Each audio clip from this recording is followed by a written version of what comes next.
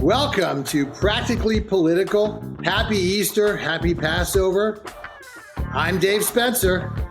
And I'm Carrie Sheffield. Let's get to it. All right, Dave, why do you think Alvin Bragg pulled this ridiculous legal stunt in bringing these charges against Trump? It seems like he's grasping for straws and he's living in a bubble. Even some of Trump's most fiercest critics say that this is a nothing burger. Was he doing this just to fulfill a vengeful campaign promise?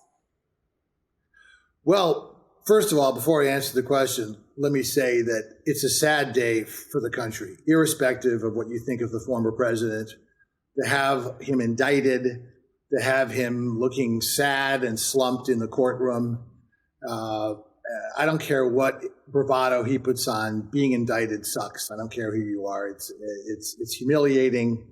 And he didn't even get his mug shot, which I know that he wanted. So, but putting all that aside, while it's certainly not a nothing burger or frivolous, I do believe of the four lawsuits, and again, he's facing one for January 6th, he's facing one for the Mar-a-Lago documents. You know, he's got some major legal problems, and so I think this of the four is the weakest. The Georgia one, in my opinion, is probably the strongest of the four. But I think that there are 34 counts, and I think that Bragg is certainly an honorable guy, and he's trying to deal with all this, the Jim Jordans who are trying to have a circus, and Jim Jordan's been sucking air in terms of trying to come up with something to throw against the wall. So they're trying to have a little hearing in New York to do the sideshow. But the bottom line is it's a sad day for the country, and the former president is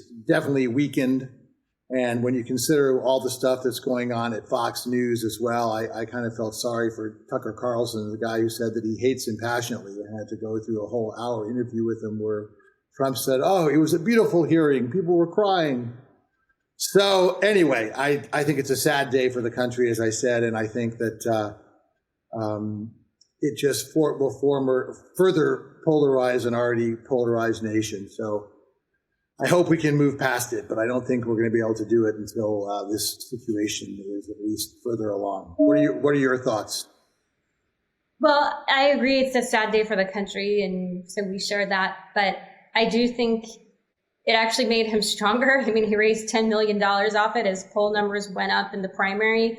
Whether or not he can win in the general is obviously the big question. But from a primary standpoint, it was a winner for him. So. Well, I agree. But the thing is, you know, the question you have to ask, is there a single independent voter who abandoned him in 2020 who's going to come back? And is there anyone who's undecided about this guy? I mean, my gosh, I think that, so again, it did make him stronger in the short run in the primary. Whether in the long run, we'll see. And it did help him raise some more money, which once again is fleecing working class people out of their hard-earned money. The guy's supposedly a billionaire. You think he could pay his own legal expenses, but apparently not. So, but it's going to hurt him in the general. And what's more important, sadly, it makes it harder for the party to move past him. And until the party moves past him, I don't think that they're going to be able to really field someone who can win in the general.